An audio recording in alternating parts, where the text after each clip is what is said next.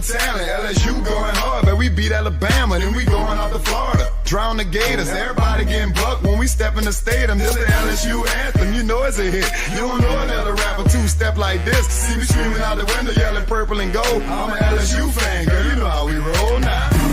Back and back it on up. Hey, back and back it on up. Hey, back and back it on up. Hey, back and back it on up. Hey, way down in the back.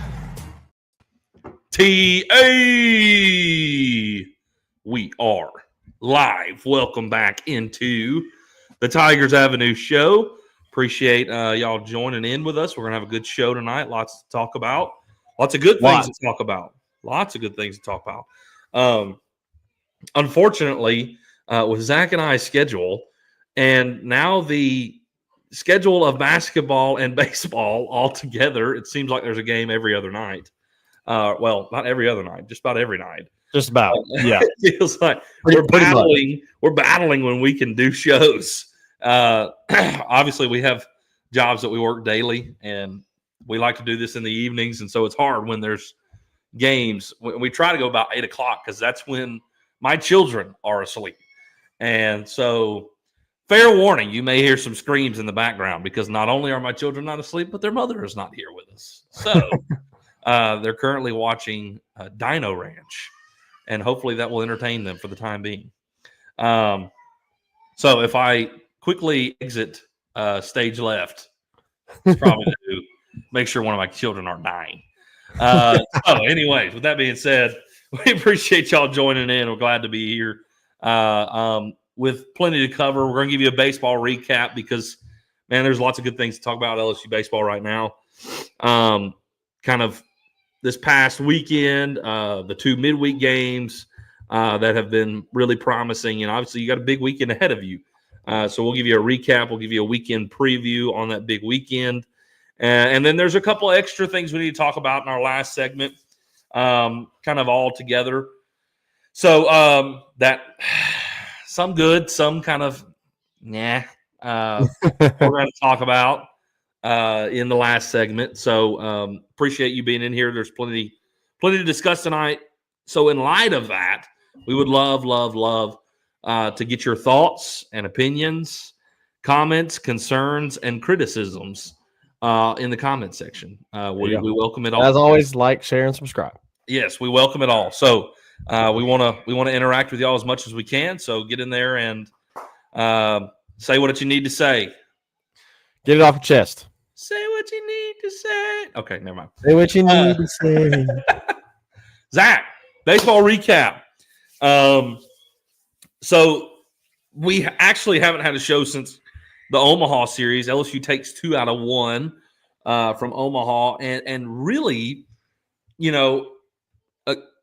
really, you had one bad inning in that. That was it. Whole weekend, and it cost you one game, and that's how baseball goes sometimes.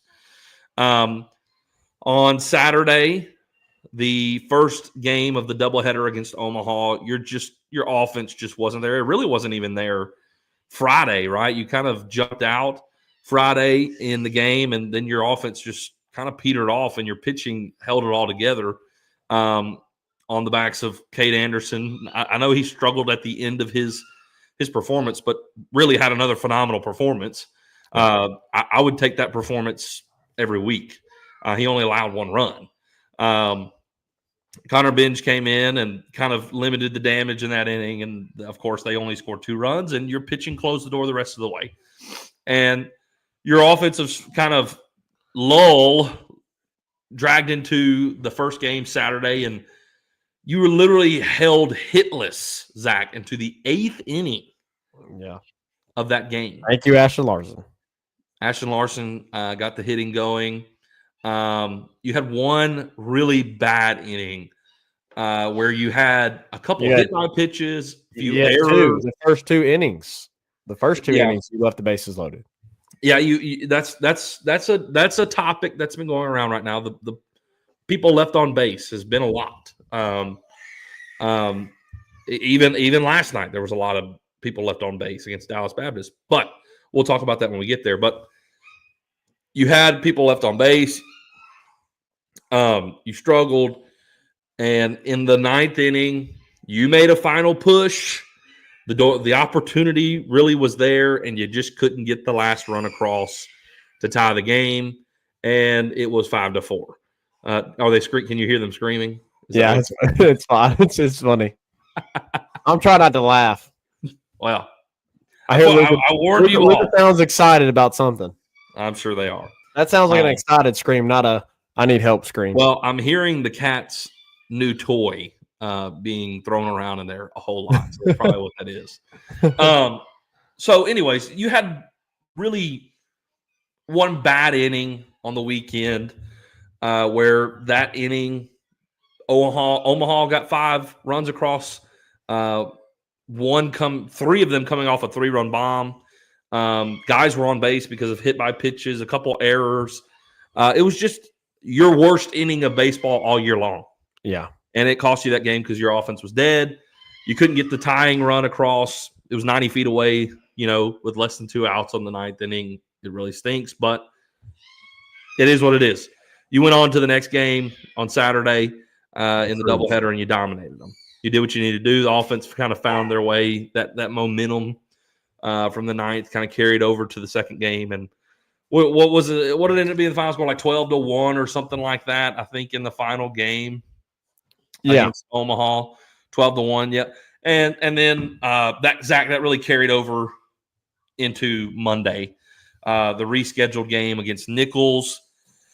You still haven't seen Gavin Guidry dealing with a bit of an injury. Everybody thought Gavin Guidry would be at the start against Nichols or Dallas Baptist, one of the two, but Jay Johnson announced he's dealing with a little bit of a kind of torso-type mild injury. William Schmidt gets the start.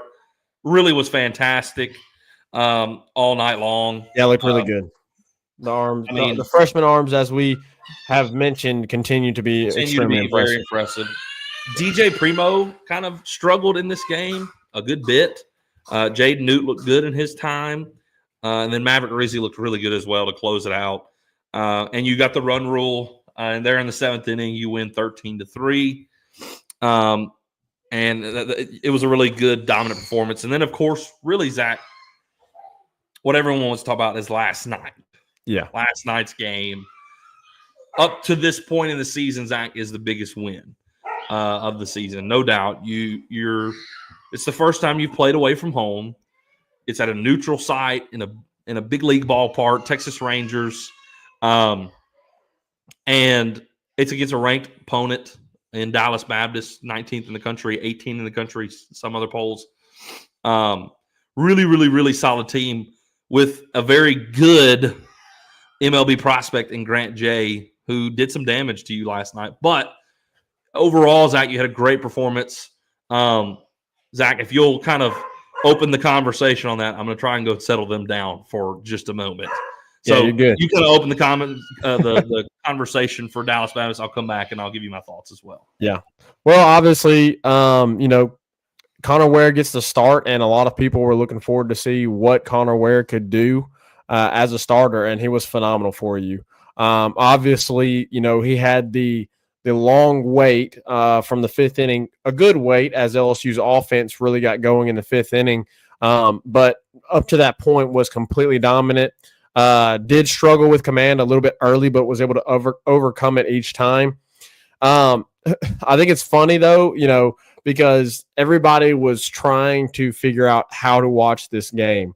And obviously, Flow Sports was the one that was broadcasting it, had to, pay a little monthly fee that I'm sure a lot of people will end up canceling just after this weekend to be able to watch that game.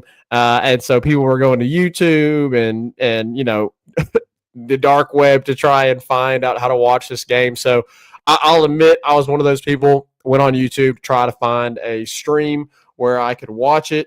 And, going through a ton of different links and a bunch of different YouTube accounts to watch the game. Cageonomics for life. Yes, Cageonomics for life.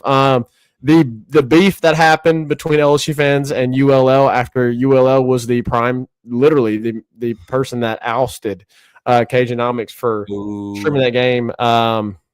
biggest little brother moment I've ever seen. Dad, the old, my older brother is cheating. Crying.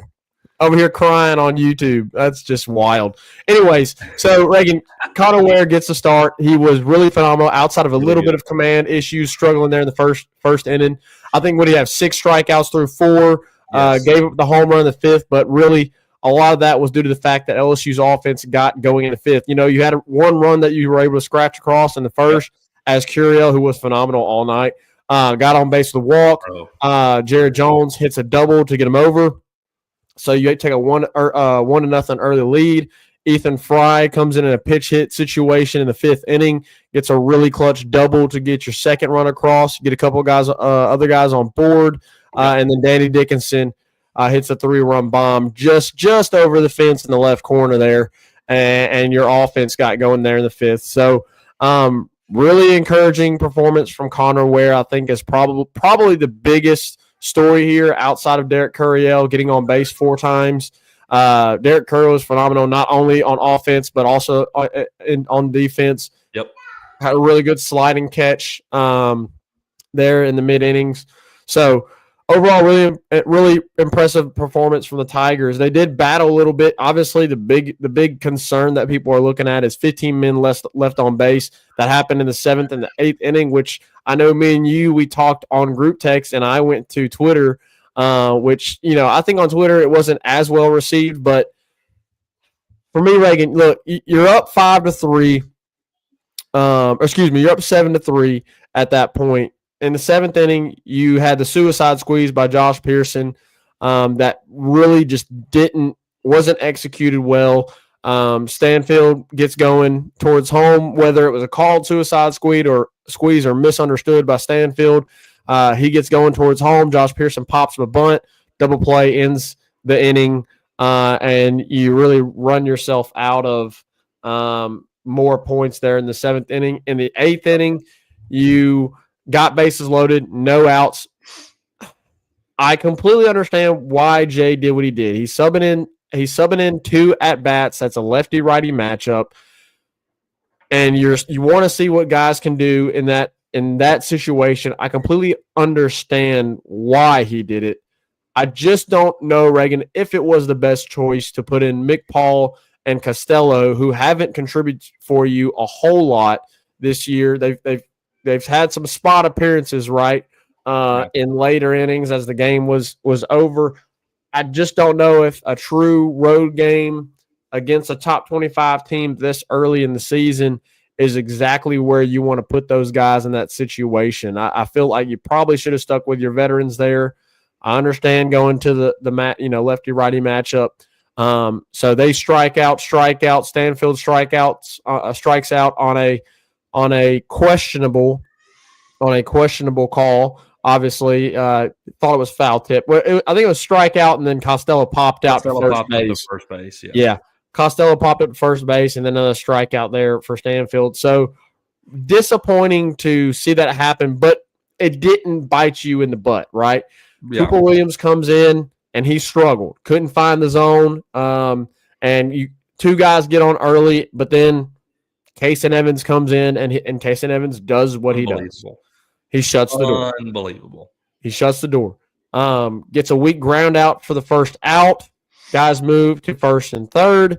And then a shot was hit to Bear Jones, and Bear Jones was perfectly placed to snag the baseball and step on first for the double play.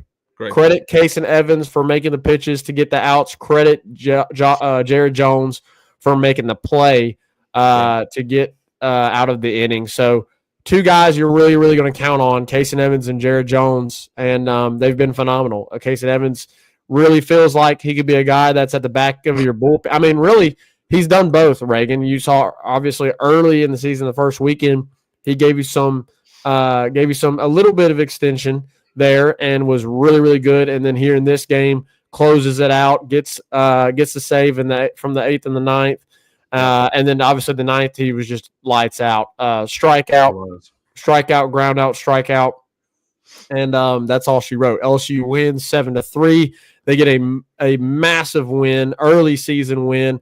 obviously will look really, really good for their resume as they plan to make the NCAA tournament. But overall, Reagan, as I said, Connor Ware was a story.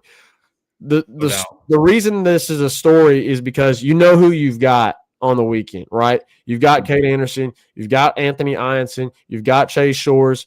But what happens if you run into a situation where one of those guys gets hit on a little bit earlier, struggles a little bit early in the game? You can go to a guy like Connor Ware who can give you a long extended outing and can save your bullpen arms, which obviously are really good for later on in the series. You know, what happens if Cade Anderson on Friday night gets roughed up in the first, two or three innings, and you gotta pull him and go to somebody that can give you a long outing, right? Not only is it promising for just, the regular season, but if LSU does what they're supposed to do and what they should do and make it to the postseason and make it to the NCAA tournament, then he's a guy that, and I mean, even, obviously you look at postseason play in general at the SEC tournament, he's a guy that can start for you and give you a really good outing, right? So you're finding out what these guys can do. And Connor Ware has made it obvious that he can extend and he can be really good as a starter for you behind those first three guys. Also you could have the situation, where it's a Thatcher Hurd kind of situation like last year. Thatcher Hurd, everybody thought he was going to be in the weekend rotation, maybe the Friday guy. Yep. And ultimately didn't work out that way. Right. Holman and Jump became your best pitchers, and you tried to piece together Sunday, right? Well, you have a very obvious option if one of those guys falls apart and ends up getting pulled out of the weekend rotation. So a lot of really, really good promising things, right, that you've found out from this team. Probably found out about some guys that you probably don't pinch hit for in certain situations, and probably found some guys that you do pinch hit for in certain situations. Right. Obviously, Ethan Fry and John Pearson looked really good last night. And Musso said it on his show today. I would love to see John Pearson get a start at third base. Michael Braswell has struggled early on this season. Maybe he's just in a little bit of a slump and he gets going again like he did last year. But I would love to see John Pearson get a start. He's looked really good in the times that he's come up to bat and pinch hitted. I mean, pinch hit his first AB. He Oppo Taco as far as home run, but double, Oppo Taco double, and RBI. So same and then last night he gets a single up the middle for an RBI. So John Pearson has proven that he is a guy that you can rely on off the bench, right? Okay. Ethan Fry has proven that he is a guy you can rely on from the bench. I think the other thing that we may want to discuss, Reagan, is you might want to consider potentially looking at other options for center field. Chris Stanfield has been good defensively. Obviously, he's a great defensive player, but has really, really struggled at the plate. Has had a lot of strikeouts from this past weekend and even last night. Had a lot of strikeouts. So do you go to a guy like Jake Brown at center or Curiel in center, and then, you've got Jake Brown, Curiel, Josh Pearson, Ashton Larson? I think, Reagan, we're beginning to see that outfield as we previewed so heavily in the preseason as being an extremely deep and talented outfield. No doubt. It's beginning to shrink, though, Reagan. And Stanfield's going to have to really start doing something, I think, offensively if he's going to want to be an everyday starter in this lineup, because you've got guys that are just playing really good baseball offensively and that are good enough defensively that there isn't a whole lot of a drop-off from Stanfield that you have to, I think, consider making some changes. Like, I can see Curiel moving to center, and then you put JP in left or Jake Brown in left or Jake Brown in right, whatever you want to do, Ashton Larson in right, JP in right, whatever you want to do. I really feel like, probably your best three guys right now in the outfield are going to be Curiel, Jake Brown, and Ashton Larson, to be honest. And then obviously Josh Pearson is always going to be there. But your three best guys right now, I feel like it's those three guys. Larson, Curiel, and Brown. So do you want to take a little bit? Because, I mean, Reagan, we've seen Brown play center field, and Jake Brown plays a really good center field. Yeah. Right? Derek Curiel, I foresee him being a center fielder as his career progresses at LSU. For sure. Maybe you want to make that move and go ahead and move him to center field so you can get guys like Larson or Pearson and Brown more ABs and more starts in this time that Stanfield is really struggling. I think that's a conversation that's to be had. I'm not saying it's what absolutely should happen. I'm not saying it's what it is going to happen, but just from a viewer standpoint, feels like you probably need to test the waters there with sitting Stanfield. And who knows? Maybe riding the pine would do a lot of good for him. So that's something to to see progress as the season goes along, is what's going to happen with the outfield, with Stanfield struggling, and with the other guys. I mean, Jake Brown, he got pinch hit for last night, but he was really good. He was really good. Yeah. So pinch hit for him. He had 2 hits on the night. Exactly. So a lot of questions that I feel like were answered last night in the Dallas Baptist game, Reagan. So what are your thoughts, Reagan? Well, to be honest, I'm okay with leaving Stanfield in the line personally, simply for his defense. There was a couple of plays he made last night that he made look really, really routine that were not routine. There was. I agree. One that went all the way to the fence. Yeah. He made that look really, really easy. Turned his hips and tracked it down like it was nothing. And I feel like there's enough offense that we can justify leaving him in center field, because Stanfield defensively by far is your best in center field. Somehow Luca has escaped. Yeah. I don't know how, but he has. Chris Stanfield.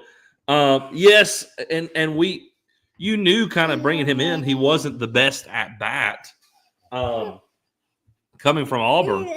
And Stanfield just so natural, so easy in center field.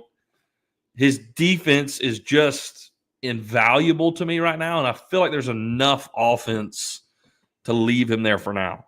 Although I do think Jake Brown needs to be more consistent personally in the lineup, because he's batting .381 right now. If he's going to bat .381, 2 hits, 2 at-bats last night, like he's been really consistent for you. And like you said, he's really good in the outfield. I think he needs to be your right fielder right now, honestly. I still think the DH spot is there for Fry and for Larson, for Pearson. But Zach Curiel, I just – he's not coming out the lineup. I mean – that dude – he's a freshman that does not look like a freshman in the slightest. He actually got on base 5 times last night, every single time. He got 2 hits, he got 2 walks, and he was hit by a pitch. And as you said, made great plays in the outfield. The dude does not belong in a college uniform. The fact that we got him here is amazing. And he is so fluid. And so if he continued to struggle offensively, Stanfield, that is, I would be perfectly fine with putting Curiel in center. Yeah. I think Curiel or Jake Brown would be perfect to slot there. Or Jake Brown, maybe because he has a little bit more experience. But I really am comfortable with Curiel if he wanted to be. I really am. I would think that Curiel would go to center if you sit Stanfield. Personally. Sure. Obviously, as you mentioned, Jake Brown's got experience, and, you could easily see Jake Brown get slotted in there as well. But personally, I mean, if I'm taking Stanfield out of the lineup, I'm moving Curiel to center field. I'm putting, probably Jake. Jake Brown left, right doesn't matter. Larson left, right doesn't matter. If you want to go JP, left, right doesn't matter. I mean, really. So, I don't really care who's at the corner spots, but if it'd be my choice and you're taking Stanfield out, you just shift Curiel over to center. Yeah. He is so stinking good, man. He is really like this is lofty. This is lofty, but man, he's got the talent of like Dylan Cruz. I think Dylan Cruz was on another level, but like that freshman season with Cruz, I don't think Curiel has the power that Dylan Cruz has in the bat. Like Cruz was one he could there was any moment he can launch one out any moment. Curiel doesn't quite have that, but in terms of his defensive ability, his plate approach, all those things, he is leaps and bounds above the freshman, a normal freshman. He gets in the box and his plate approach does not look freshman at all. At all. The sliding catch that he made looked so smooth and so easy. I don't know. He is so impressive, and I'm comfortable with him anywhere. I really am. Ryan said, I don't mind Stanfield sitting a series, but yeah, his defense and base running are great. Do you leave Braswell at third? That's a guy who more than anybody has been struggling at the plate, more so than Stanfield. Braswell has been. Yeah. I think he did get one hit last night. He was 0 for 2. Or 0 for 3. Okay. Yeah. Something like that. 0 for 2 or 0 for 3. His defense hasn't been bad at third. No. I think he missed maybe one play that I can think of off the top of my head. Off the top of my head, I think he made one, but I would not be against, just from what you've seen so quickly from John Pearson, I would not be against seeing him start at third base sometime this weekend. Yeah. All right, Zach, give me one moment. Let me get this kid set. Okay, you good? Yeah, to go off that, Ryan, I think and Ryan says I don't trust Reeves at third. I think Reeves at third is fine defensively. Is the bat going to be there though? And I think we haven't seen John Pearson at third. Like we haven't seen him defensively at third. So the biggest question is, how good does John look for you at third base? We know what his bat can do, right? When he's come in, he has performed and he's gotten hits. So we know the bat can do some damage, but we don't know what he looks like at third base. So I would be interested to see him get a start at third base. I don't know if you see that this weekend. Maybe you see it in midweek. I think if he gets a start at third base, it would be in a midweek game. I don't expect it to happen this weekend. So we've seen Tanner Reeves get start. We've seen Michael Braswell get start. But we haven't seen John Pearson start at third. So that's the biggest question. And if you're the third guy in line at third base, there's obviously a reason for that. If you're the third guy in line at third base. So yes, the bat looks promising. And the reason I would say that, it's less likely for us to see John Pearson at third than to see, a Curiel or a Jake Brown slide in at center for Stanfield is because he's two guys back in that depth. Who are we talking about here? Who are we talking about? John Pearson. You've got Michael Braswell that's ahead of him. You've got Tanner Reeves that's ahead of him. So, Reagan, my point was, yes, I would be interested to see John Pearson at third base because of the bat, but there's obviously a reason that he's third man in line at third base. So, and that's if he is third man in line at third, at third base. Right? Right now, to me, it would just from everything I've heard, he's very solid defensively, and we see. So if he is, then yeah. Personally, I feel like it's just that he's a freshman, and Tanner Reeves and Michael Braswell are not. Tanner Reeves, obviously, 2 years in JUCO and was phenomenal in his 2 years at JUCO. Michael Braswell obviously was your starting shortstop last year, so he's got to really, really, really prove it to overcome those guys. And if he keeps doing that with the bat, he might get a shot. What I said, Reagan, is I don't think you see it happen this weekend. You might see it happen in a midweek game to test the waters. Sure. I don't know if they do that this weekend, especially with the level of competition jumping up. But then again, I didn't think Jay Johnson would sub in guys like McPaul and Costello in the eighth inning, or in the ninth inning, decently close baseball game. In a decently close baseball game, so who knows? Maybe Jay runs John Pearson out there against Kansas State. I don't know. But I think that's more of a, you have to see it on the field first to really consider him being a everyday in the lineup guy. I think for now he's going to be a substitute right-handed pinch hitter. So there's just so many guys, Reagan. You got, like we said, Ethan Fry, and you obviously pinch hitted for him. You pinch hitted for Pearson, pinch hitted. John Pearson pinch hitted. So there's so many guys that you can pinch hit on this team. Another thing I want to mention, Reagan, is I feel like Luis Hernandez is really progressing a little bit. He is. The bat has got going a little bit. He feels like in the, what was it, the seventh inning or sixth inning when he was able to get the fly out to get the run across the sac fly. That's just understanding baseball. Like you don't have to do too much. It's a situation where you got guys on base. Obviously, Luis Hernandez is a power hitter. Hasn't found a home run yet this season, but obviously he will. I obviously think he will at some point this season. But just understanding situationally, let me just get this guy over. Mm-hmm. I don't have to have a hit. I don't have to have the big home run, but let me just get this guy over. Just doing a job, right? So you're seeing guys again that you understand what you have in them, right? And I think you're beginning to see some separation when it comes to the depth, because you had so much depth, right? And you had so many pieces that obviously are extremely talented.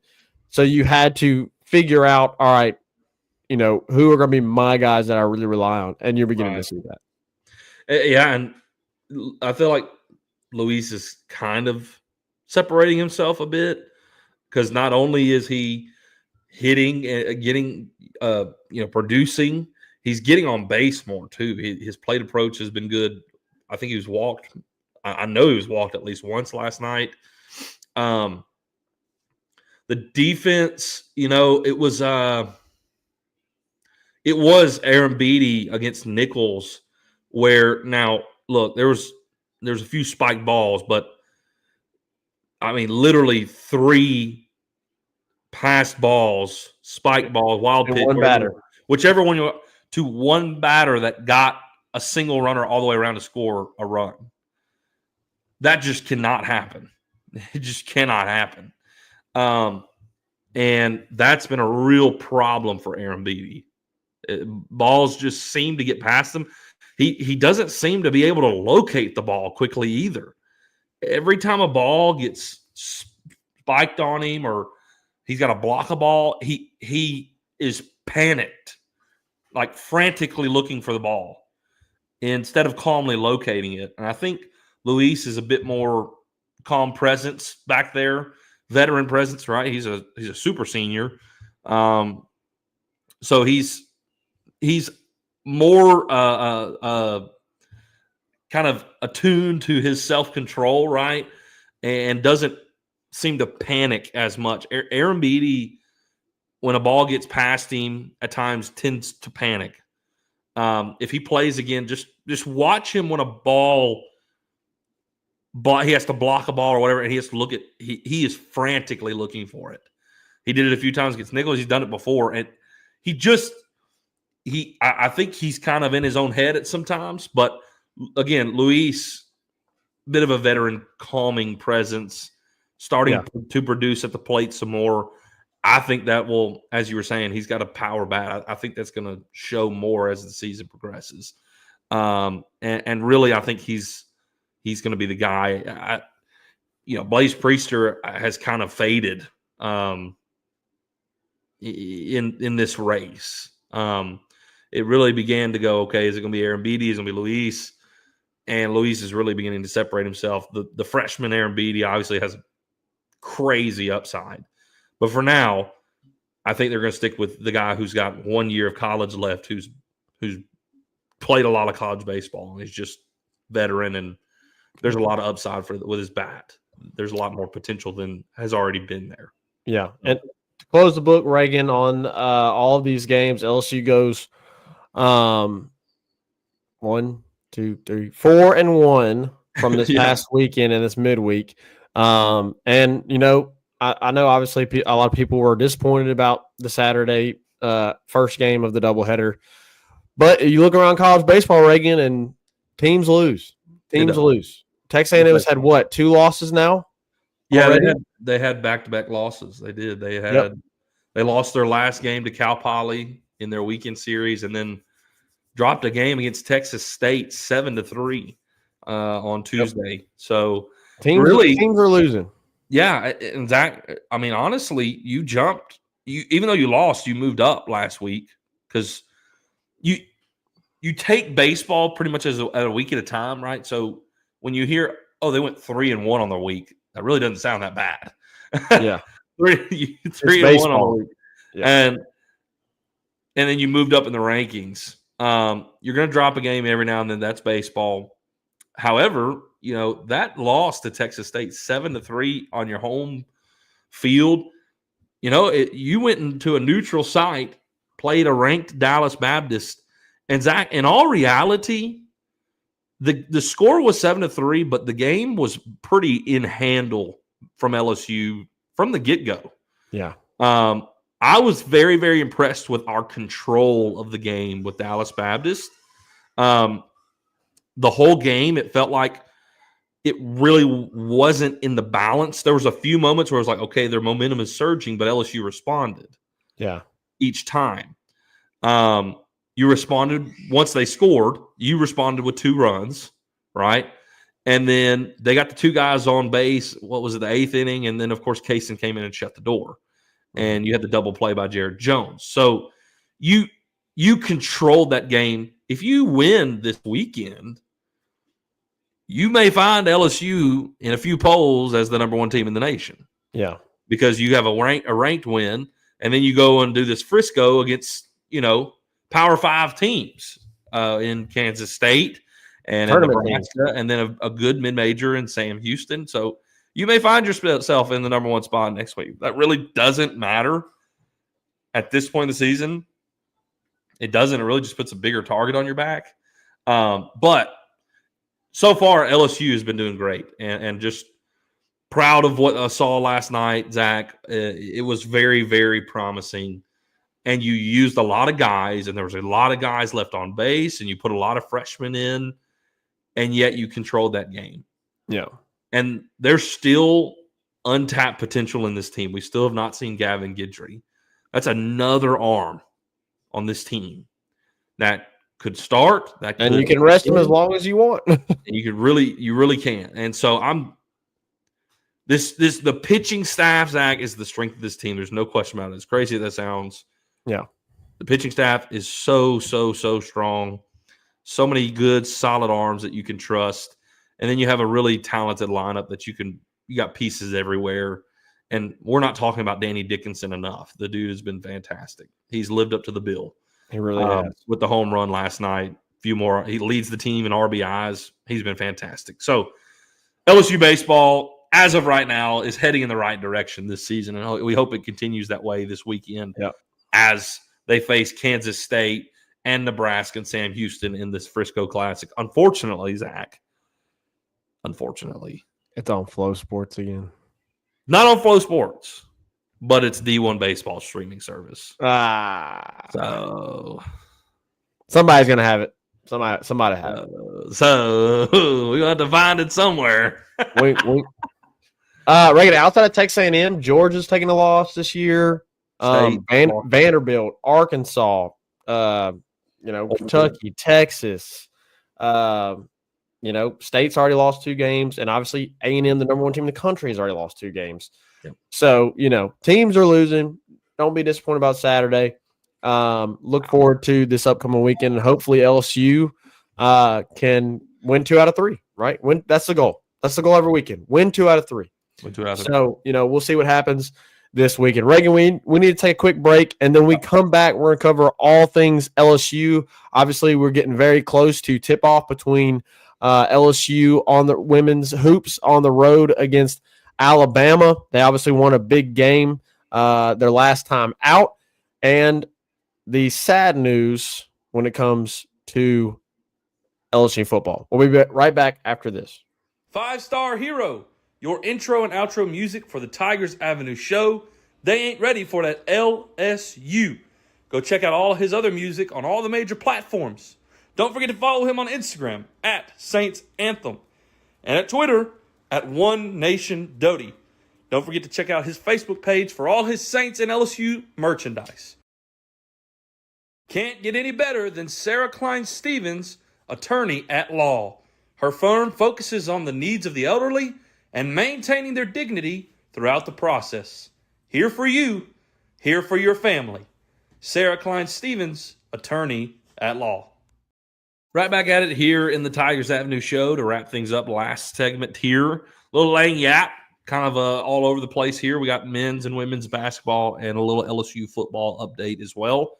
Really briefly, men's basketball has played Florida, played Tennessee in recent weeks, recent days. And look, Florida and Tennessee are really, really, really, really, really, really, really good. And I think the men's team played them actually pretty darn good, considering the caliber of the team. They were. I mean, outmatched in every way. Florida and Tennessee are tournament teams. I mean, Florida's probably going to be a number 1 seed. Really, really good teams. And I think LSU men's team actually held their own pretty good, played those games competitively. Ultimately, though, you're just not as good as them. And so you lost. With that being said, Zach, obviously women's basketball is playing here in just a few minutes and playing a big road game against Alabama. Yeah, Reagan, last time out, they, win against Kentucky, and that was also a really big test for them. To go on the road against a really good Kentucky team, ranked Kentucky team, and to be able to win.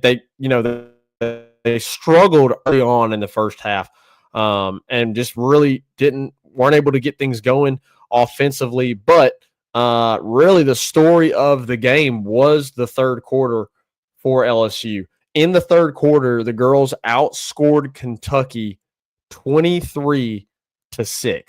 23-6. And if you remember, after the Texas loss, one of the big things that they talked about was that they got to get better in the third quarter. We got to get better in the third quarter. Well, this is a little bit opposite. You did get better in the third quarter. You defensively, absolutely phenomenal. Offensively, great. Holding Kentucky to 6 points in the third quarter is just insane. 6 points in the third quarter, Reagan. So they were able to improve in the third quarter, but they struggled a little bit in the first half. So they kind of flipped things around after saying that they needed to get better in the third quarter. They struggled early on offensively in the first half. Only had 12 points in the first quarter.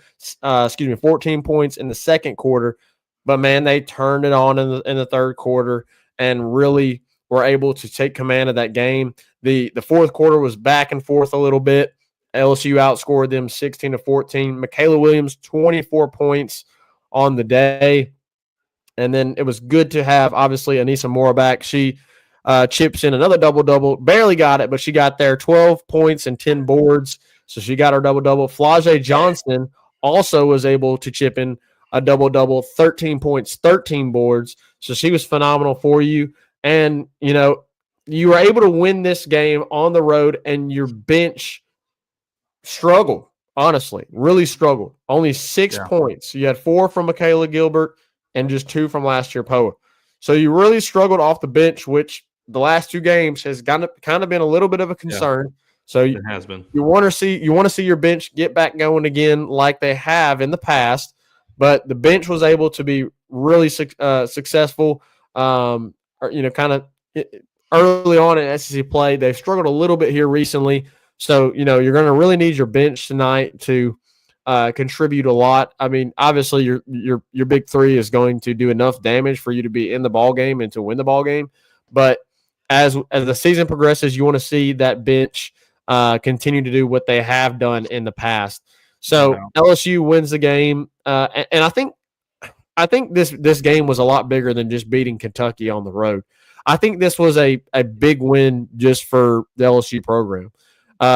They've had some struggles playing against really good teams in the regular season. Obviously, we look at on the road.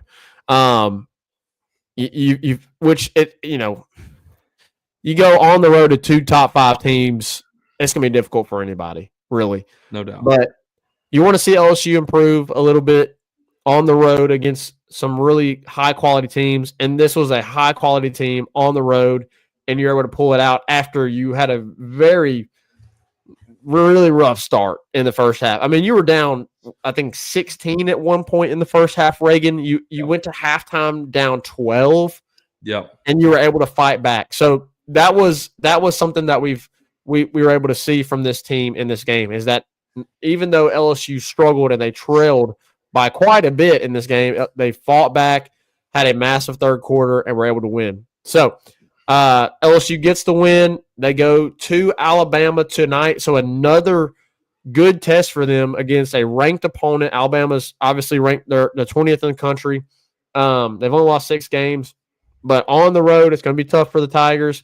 So big matchup for them tonight. And obviously, we'll be rooting them on here shortly in just about 10 minutes. And then hopefully on Tuesday or Monday when we come back, we'll be able to preview another win for the LSU women's team.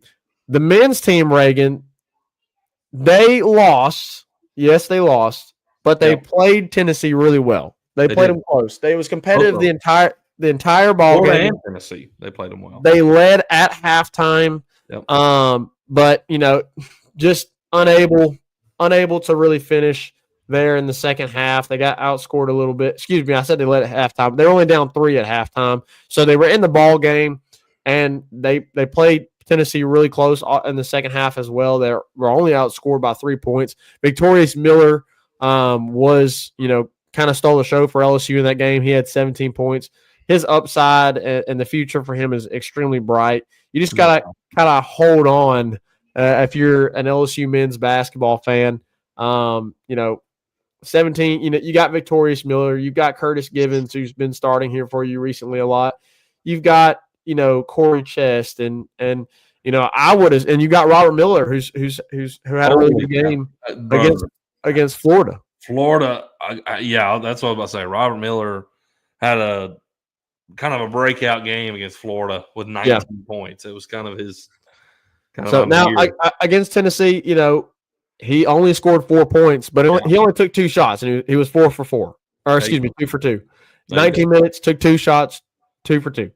So seems like Robert Miller is progressing as well. You think that you might potentially, maybe you get Jalen Reed back next year. Maybe he wants to finish his career strong at LSU coming off the injury. We'll see. That'd be awesome if he decides to come back. So, it sucks you're going to lose Cam Carter, you're going to lose Jordan Sears. But, I think Mike Williams has really progressed as well, Reagan. I mean, we've seen him get a lot more minutes here in these past few games, and he's had some really good games for you.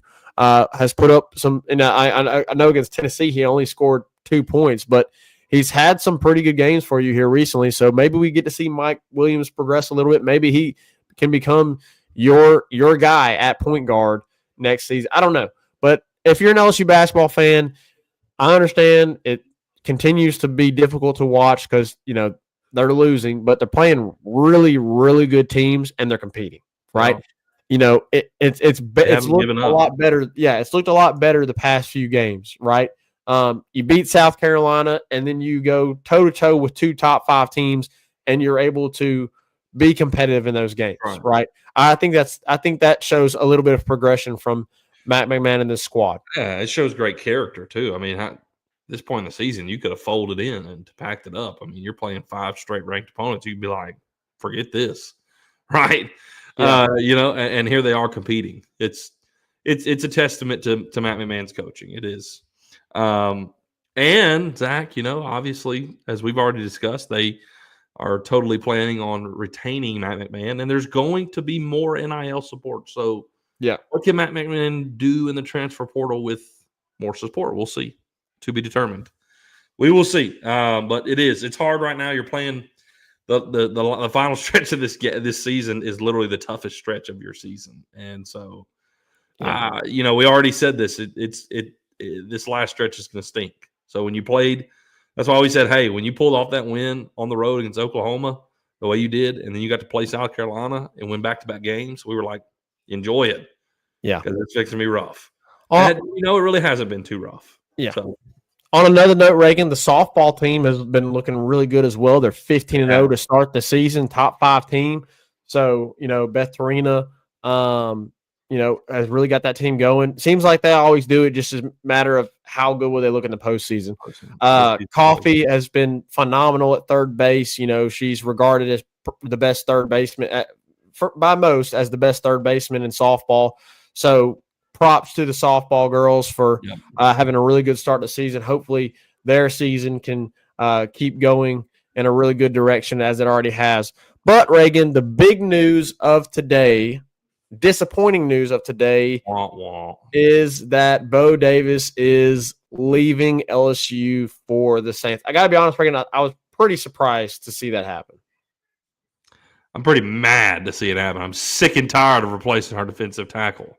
Yeah. Coach, I'm sick and tired of it. We stinking fought and clawed for Bo Davis for so many stinking years to only have him 1 year. I'm pretty mad, and I could give a rip about the Saints. And so I'm not happy about it. I feel like a lot of Louisiana people were probably leaning more towards upset, but a little bit neutral on this. I get it. There's a lot of LSU fans that are Saints fans too, and so how do you feel about it? They could have hired somebody else. There's so many other defensive line coaches that the Saints could have gone after. Why'd you have to go and take Bo Davis from the flagship school in your state? That makes me mad. I'm not gonna lie. I'm pretty mad about that because you have, Zach, in the last 12 years, you've had 11 defensive line coaches. Yeah. We talk about the great defensive linemen in LSU. We haven't had them in recent history because there's been no continuity whatsoever. Yeah. The talent is lacking. The continuity is lacking because we replace a defensive line coach every stinking year. Oh, I'm so sick of it. But you got Reagan. You got Kevin Peoples. You got Kevin Peoples. You do have Kevin Peoples, but darn, I don't know. That's what I was thinking about. I don't even know who. I haven't even looked at names. I haven't even. You may not. You may not. I mean, you got Kevin Peoples there. Maybe you don't. Maybe you have Kevin Peoples there, and Kevin Peoples he's a great defensive line coach, so that's great. But it's just another stinking At this point, I am just stick with just throw Kevin Peoples as defensive line coach. Make him so there is some sense of continuity. Mm-hmm. Please. Because, golly, it's so aggravating. I'm aggravated about that because I was so pumped about Bo Davis and his future at LSU. The recruiting aspect, I mean, you think about the guys that came because of Bo Davis. You have Gabe Relaford here and Don McKinley here because of Bo Davis. Yeah. And then the class that he just brought in, the 4 defensive linemen that he just brought in, are defensive. We needed that. We have not had that. We have not had a haul like that at defensive tackle in a long time. He brought in 4 big, beefy, huge freak shows for defensive tackle. And I'm like, here we are again replacing them. So I'm sure half of them will hit the portal after next season. because Bo Davis is gone now. I hope to goodness. I don't know if they're going to replace him. Maybe they just feel Kevin Peoples in that role. I don't know, but I'm pretty frustrated about it because I like Bo Davis. He's a Pete Jenkins product. He recruits stinking well. He's got Louisiana ties. So it was everything you wanted in a defensive line coach. It is everything that LSU needed to get back to where LSU should be on the defensive line. And after one stinking year, you lose him. It ain't even been technically a full calendar year, I don't think. I don't think you've had him a full 12 months on this staff. He's already stinking gone. Yeah. So if you don't know how I feel about it, now you do. If I haven't made that clear enough. I don't know. So be it. Yeah. I get it. It's a pro job. I get it. But dang, man, that's one position on the staff you were hoping you did not have to replace it yet again. And here we are. Yep. So we'll see. We'll see, Reagan, what LSU does as far as defensive tackle goes for this upcoming year. Maybe they'll go get another guy. I mean, obviously that position could be filled. Bo Davis was a paid salary staff member on the football team. So, you can definitely go fill that. Maybe you hire, maybe you promote Kevin Peoples. I don't know. We'll see what happens. Honestly, Zach, I would make Kevin Peoples the D-line coach, and I would go hire a special teams coordinator. That's what I would do. But I think they hired a guy. I'm drawing a blank on his name. He's the new guy who came in from Grambling State. But they kind of hired him to be the de facto special teams coordinator. So yeah, I don't know if they will do that. We'll see. It just stinks either way. Not happy about it. Yeah, it's a brutal situation for LSU. Well, it's not. I shouldn't say brutal. It's really disappointing though. So, yeah. Ryan said I'm on ANAD. That's right. That's who it is. We'll see. I'm not Brian Kelly. So, it's just there's so much promise. I'm not saying the season's about to fall apart, but I wanted Bo Davis to be a part of this, anyways, for a few years at least. All right, guys. Appreciate y'all being in here, Ryan, being in here, especially being in here and interacting. And yeah, Ryan was holding it down in here. Man, it's been a great week for LSU baseball. Women's basketball is about to tip off on a big road game, top 20 matchup against Alabama. And this weekend you have a great series against some good opponents in Kansas State, Nebraska, and Sam Houston. So it's going to be fun to watch that this weekend as well. Unfortunately, Zach, the game starts at 2:00 on Friday. Just to let you know. 2 o'clock on Friday for LSU versus Kansas State. So, softball's playing right now. They're up 2-0 on Cal State Fullerton. Just coming off of their win over number 4 UCLA. So, Tigers definitely on the up and up. Yeah, they are doing well. Appreciate you guys being in here, and we'll recap everything that's about to transpire this weekend on our next show. So we'll see you then here in the Tigers Avenue. 5-Star here to take us out. Peace. Who that 5-star?